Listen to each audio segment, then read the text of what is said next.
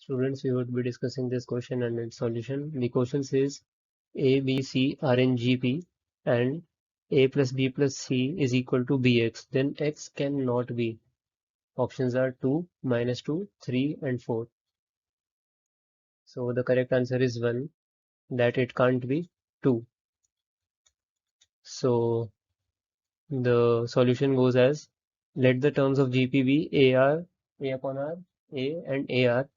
So this was A, B and C, and A plus B plus C was equal to BX. So if you compare the what we have taken the terms, then B comes out to be A. So A upon R plus AR equal to AX, taking A common and cancelling out, X comes out to be R plus 1 upon R plus 1. So whenever this type of equation comes out, we use AM and GM inequality. So we can directly write that R plus 1 upon R should be greater than equal to 2, or R plus 1 upon R should be less than equal to -2.